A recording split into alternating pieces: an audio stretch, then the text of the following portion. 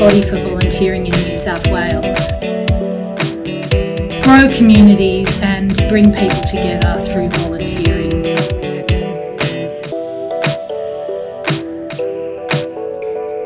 Hi everyone, welcome to Let's Talk Volunteering. Today we're talking with Luke Chesworth from Foodbank New South Wales and ACT about managing volunteers and volunteer recruitment.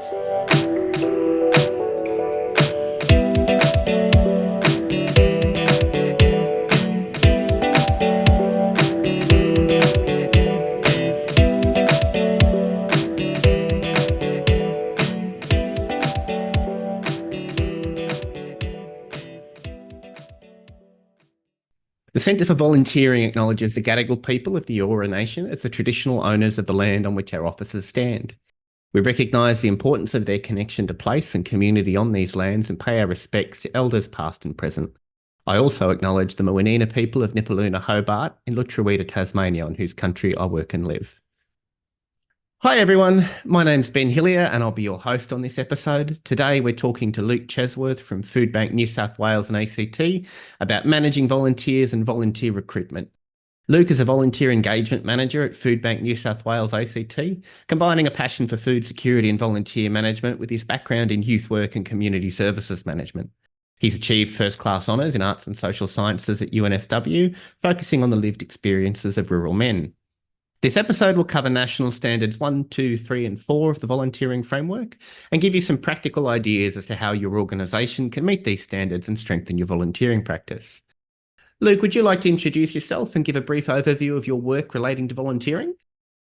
Thanks, Ben, and thanks for inviting me to tell a bit of my story. Yeah, great to have you. I'm joining from the lands of the Darug people today, and they're the lands that our warehouse and head office is located on. And this is the place where we send food out to all of our partner charities and schools across New South Wales and the ACT.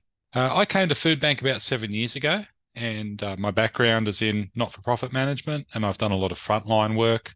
And I worked with volunteers in a lot of different spaces, helping with food preparation and activities for young people.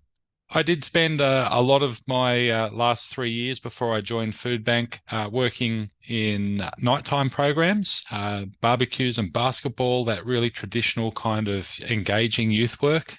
But after a while, I got to a point where, working late nights on weekends was getting a bit much. And I had that moment where I stopped and I thought to myself, what am I really passionate about? What do I like about this job? Where do I want to go to next? And my two big passions were food and working with volunteers. So I started looking for a volunteer role in a food charity, and the rest is history. When I joined Foodbank, we had recently moved into a brand new facility that increased our capacity, and we brought volunteers over from our earlier site about half an hour down the road, but it was really a blank slate. And I spent the next 2 to 3 years building that program up, increasing our volunteers and starting to look at how we do recruit and how we professionally manage our team of wonderful people. Fantastic. So tell me a little bit about the work that Foodbank does. So at the core, Foodbank gets food from the manufacturing and distribution sector. So we'll get donations from places like Mars Food, like Nestle, the great big, well-known multinational food manufacturers, and Coles, Woolworths, Aldi, IGA, all of the supermarkets as well. And we distribute that to community partners. So they could be charities, they could be schools, and in some cases we do disaster relief work. Over the years, we've grown to have some extra things that we do. Our Christmas hamper packing is one of our most popular things, and that's volunteer driven. We also have gotten very involved in disaster relief and being in a position to support communities when they're impacted by bushfires and flooding and other things like that. Fantastic. So how do volunteers fit into the work you do at Foodbank? What sort of roles do you have volunteers doing? So most of our volunteers are helping in our warehouse, and it is either picking and packing orders. So a local charity might go onto our system and say, we need 3 of those and 4 of those and 30 kilos of potatoes and breakfast cereal. It's actually volunteers that are picking those orders in the warehouse and putting them on a pallet so we can send them out to that community. We're also doing a lot of things like sorting and labelling. Right now in our warehouse, our volunteers are dealing with a great big donation of fresh produce, and that needs to be taken out of bulk containers and put into small containers so that we can send it out to charities. This is the sort of work that can't be automated because it's different every day. And so we really need hands-on, and volunteers make up a really big proportion of our overall workforce. Without volunteers, we wouldn't be able to move the food that we do. Right. So about how many volunteers do you have at Foodbank? We have about 120 individual volunteers donating time anywhere from 1 day a month through to 2 days, 3 days a week. We've got some really dedicated volunteers. A lot of them, I'm pleased to say, are celebrating their 5th anniversary this year, Fantastic. which I'm really excited about as we come up to National Volunteer Week. Yeah. We'll be marking that occasion. But we've got a really flexible volunteering program. So we do have volunteers that come and go depending on their lifestyle and their employment. And I get really jealous when volunteers come to me and tell me they're going on holidays to all sorts of wonderful places, knowing that we'll be able to welcome them back when they return. Right. Do you think that flexibility really helps you bring in a wide range of volunteers? It does, yeah. That and so because we aren't public facing, so our work happens here in our warehouse. So it's really easy. We've got a streamlined process to get volunteers involved. And because we are always supervising our volunteers, so they're working with our staff, and we've got dedicated volunteer supervisors. So we can put people in and out of that team really easily. So yeah, if people do come to us and say, I need a break, then we can work around that. We can change people's days. We can do all sorts of different things to make that fit around them.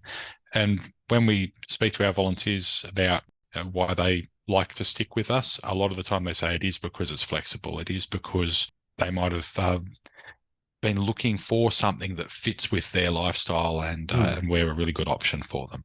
Right. So tell me a bit more about the types of people you have volunteering. Like, is there a particular demographic or skill set that you find? We recently did a change management process that involved sitting in a room, and the first question our change manager asked people was, what was their favourite role before they came to Foodbank? And we had volunteers alongside staff members, and we went around the room in groups of about 15. And I can tell you that I had forgotten some of the experience and expertise that sits in our volunteer team. We've got a lot of retired teachers. We've got a lot of people with engineering backgrounds. We have a lot of people that have run their own businesses, and we've got people that still travel overseas for consulting work. Right. Our volunteering skews towards what we call, the peri-retirement age. So just before retiring, during that downshift, and just after retiring. And that's because we generally operate during the day, during the week. And so we're a good fit. And the amount of times that I get emails and phone calls from people saying, I'm just about to retire and my friend said I should volunteer at Foodbank, or I've just retired and I've done my travel and now I'm looking for something to do. And I know that they're going to be a great fit for what we do, because they're going to be amongst their peers. They're going to feel comfortable straight away, and they're probably going to be a long-term volunteer. Our second biggest volunteer group is young people. And this is really important to me. Former youth worker, I am really keen on getting young people involved in volunteering. And I know that if somebody comes to us at 15 years of age, which is our youngest age we can bring into our warehouse, they might get inspired. They could be a lifelong volunteer. They're going to go into their uni, their TAFE, their workplace, and maybe inspire other people to volunteer. So I'm always looking for options to get people in high school and during uni involved in volunteering. And we take a lot of students who are doing their either their service hours or their work placement, their work experience, and during uni, if they are doing a structured program, we often take people in for those as well. The great thing for me is that people come back. So I might take a group of students on during the term for their 1 week work experience. They really enjoy it. I get an email from them the next school holidays, can we come back for 3 days? And that's a really great thing, because I do have some people that are in our team that have been coming back like that for years, and I've seen them go all the way through uni and into their first job and they're still volunteering. And that really inspires me. I get a real kick out of that. And it also shows the rest of our volunteer group the diversity in volunteering. So we've got a largely older group of volunteers, but then they see people coming in who are doing their volunteering during their uni work or their school work experience, and they get inspired by the younger people volunteering. And we get the third biggest group is people returning to the workforce who need to retrain and they're looking for other options. And a lot of the time we do get mums who have worked in manufacturing, Western Sydney. Manufacturing's declining, but distribution's increasing. They've taken a few years off. The kids have gone back to school. They're looking around for their return to the workforce, and their old job's not really there anymore. And the amount of times I get people that call up and say, "Oh, I'm looking for some work in warehousing. I just want to get some experience to get back into the environment." They're often really great volunteers, and I will often see them 3 to 6 months down the track coming to me and saying, "I've got a job interview." And I kind of know I'm about to say goodbye to that person, but they're going into the workforce and to take the next step on their journey. So those are the three big ones: people around retirement age, young people, and people returning to the workforce. Right. That's a really interesting spread across different groups of people. That's fascinating. So how do you fund your program, and do you receive any particular funding support for your volunteers specifically? Apart from the occasional small grant, not really. So Foodbank is funded diversely, and it's something that is a key part of our long-term sustainability. So we do get some government funding, but we're not reliant on individual grants or programs. We do get quite a lot of individual donations, and we do get some corporate donations, and that's growing in Australia. Often we will find that there's a mix of money coming in, and people who volunteer might then become donors, and people who are donors then become volunteers. But we keep that as mixed as possible so that we can keep operating and doing what we do. We do have a budget for volunteering, which is fantastic. We get that recognition from the board and the senior management so that we can do the things that make life a little bit easier for volunteers, like provide the necessary PPE, the equipment they need to do their work safely, and a lot of the recognition work that we do. So there's a stage in a volunteering journey when somebody's been with us usually for around about 3 months where they get their own high-vis vest, their own bright orange vest, and it says volunteer on the back, and it has their name embroidered on the front. Oh, cool. And that's a really simple thing, but it's about belonging, and it makes people feel like they're part of the team. And so I don't get people asking me when the next pizza party is most of the time, but I do get people coming to me and saying, "Hey, when do I get my vest? When are we doing our vests again?" And I know that's important for people. So and we have 3 staff who are permanently focused on volunteer engagement, and that's funded through the main part of the charity. Fantastic. What are some of the other things you do to support your volunteers and sort of help them develop? I guess particularly those that are looking to return to the workforce and that sort of thing. Yep. So what we do is real life warehouse work, and the skills that volunteers pick up while they're helping Foodbank do what we do directly translate to what other distribution businesses do. And so that's a really great thing. And some of our volunteers do go on to do certificates in warehousing and distribution. The main thing that we do, because we have a group of volunteers working under supervision, is we do a lot of peer training. So when somebody comes along for their first day volunteering with Foodbank, they meet one of our staff at the front door. We go through our safety induction. We keep that as tight as possible. We talk about why we're here and what people get out of volunteering and the sorts of people that receive food from Foodbank. And then within an hour, we introduce that person to an experienced volunteer. Right. And they are with them for the rest of the day. They go to morning tea, they go to lunch, they meet the rest of the volunteer group that's helping us on that day. Our goal is that by the time that person goes home at the end of the day, they've made new friends, they feel connected, they're not left out being the new person, which frankly for all of us can be a real challenge coming into a new workspace. And that means they really want to come back. Right. And we also, every single day, at the end of the day, we have one of our staff members at the door thanking people as they leave. It's a really important check-in. It only takes half an hour, and we send people away usually with a little bit of food as well. We like to share food. It might be some fresh produce that we've got after all the charities have got what they needed. And then we check in with everybody on the way out the door, especially people who are new with us, and we make sure that they're doing okay. Ask them if there's anything that they need assistance with. And in a lot of cases, we ask them how they're doing with the physicality of our volunteer work, because even if it's standing and packing produce, it might be a little bit different to what people are used to. And the amount of times that somebody comes in and says, I want to do 3 days in a row, and after the first day, they're like, I think I'll take a rest tomorrow. And it's like, that's a very good idea, because we just have to make sure people are safe and well. So we look out for that really closely. Do you find that's a particular challenge for your older volunteers? It can be, but then I'm constantly surprised by the energy and how well people cope. And it sometimes challenges our own preconceptions of what people are capable of.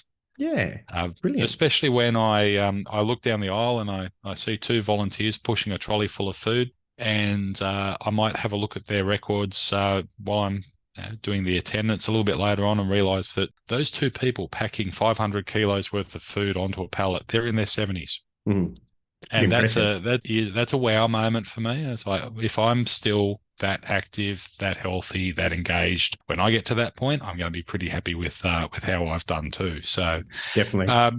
But of course, there are people that come to us and back issues, knee issues, shoulder issues, all of those kind of things.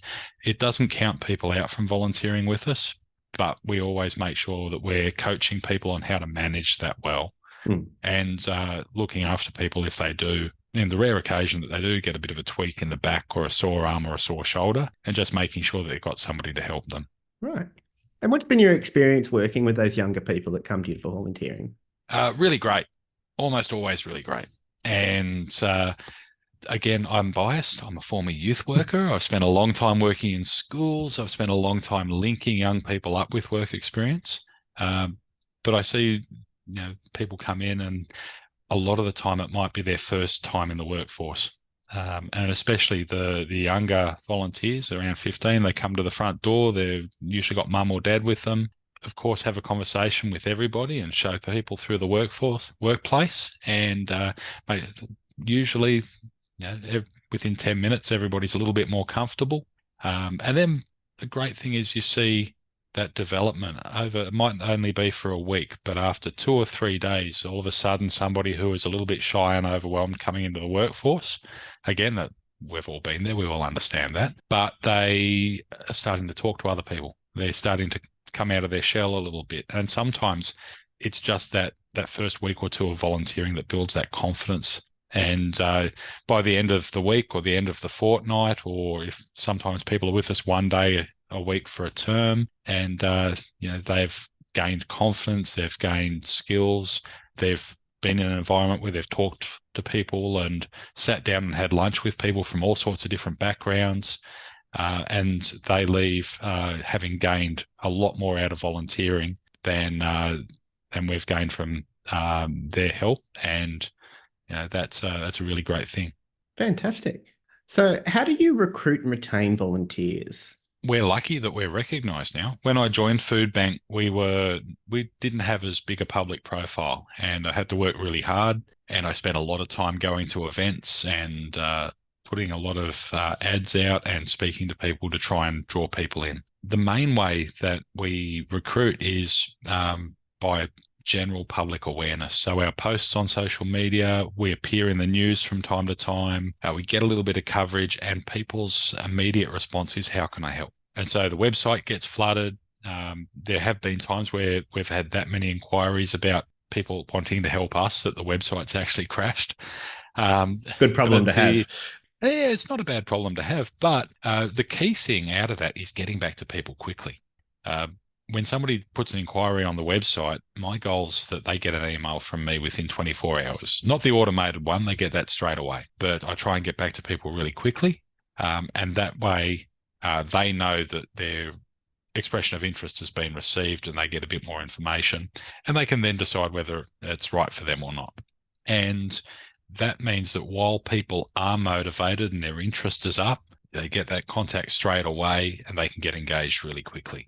Because if we wait 2 or 3 weeks, sometimes people have second thoughts, or life gets busy, or maybe that spark of inspiration has died down a little bit, and they might not be as keen to jump on in and start volunteering. Right. And then we do a rolling intake as well, so there's no waiting for an information session.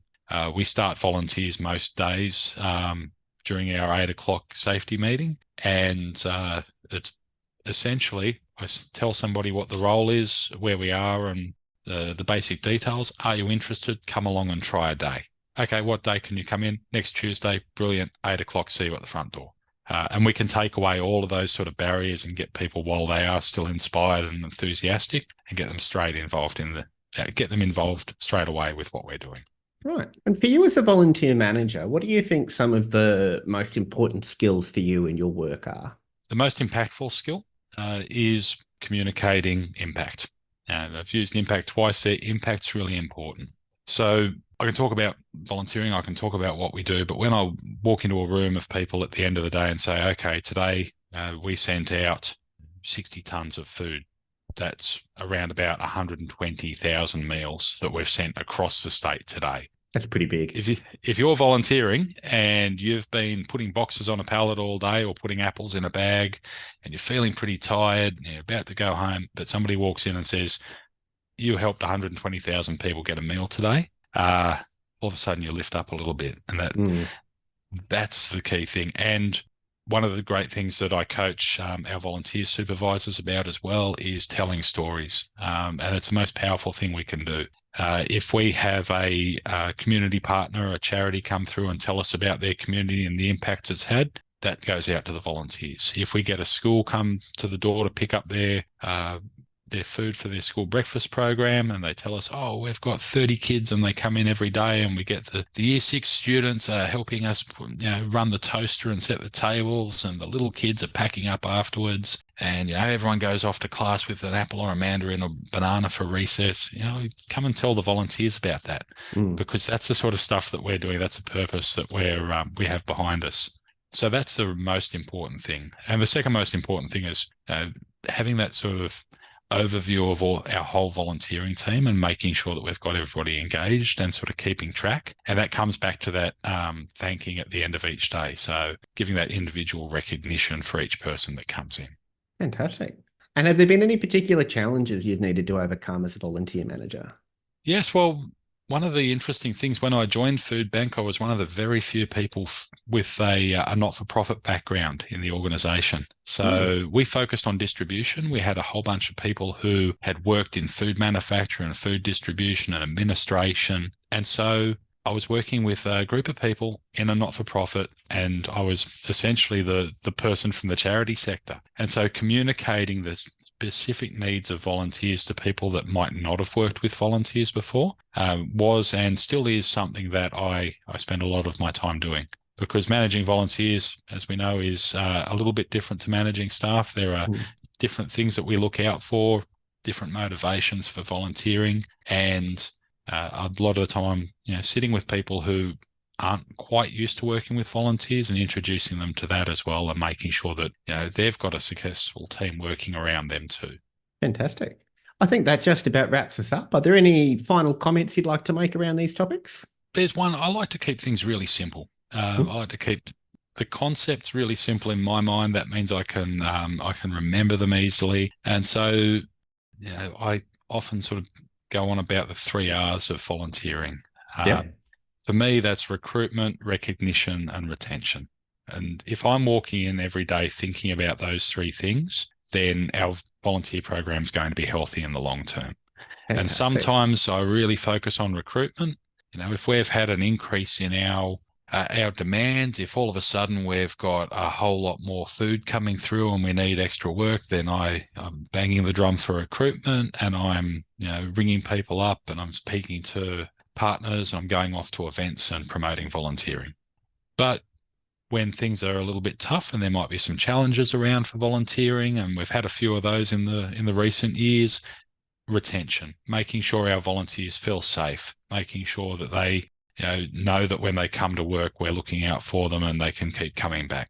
And recognition, is really important for not just the individual volunteer themselves. If I'm coming along to volunteer at Foodbank and somebody's thanking me each day and I can see people getting recognised for 5 years service, that's really great. But it also means that makes me as a volunteer more likely to go out and tell my friends, tell my neighbours. And I've got some great volunteers, and I know when we've been a little bit short in our team that they've said to me, I'm going to speak to all of my friends. I'm going to go door to door in my street. I had one volunteer offer to go and stand at her local train station. And I said, maybe don't put yourself out there that much, but because people do feel recognised and they do feel safe, they help us recruit. And it just keeps going around like that. Fantastic. Well, thank you for your time today, Luke. We really appreciate that. What can people do if they want to find out more about Foodbank? The easiest thing to do is head to our website. If you Google Foodbank, it will pop up. And Perfect. If you're listening to this from one of the other states and territories, click on the state at the top of the page and you can connect with one of my colleagues in Victoria, in Queensland, in Western Australia, South Australia. But there is a Help Us tab. Volunteering is the number one menu item under the Help Us tab. And that's where our current information about volunteering is sitting. Fantastic. Thanks again, Luke, for your advice and expertise. I hope our listeners have found today's show interesting and enlightening, and I look forward to seeing you all in the next episode. Bye for now. You've been listening to Voices of Volunteering, presented by the Centre for Volunteering. For resources, tools, training and news, head over to our website, volunteering.com.au.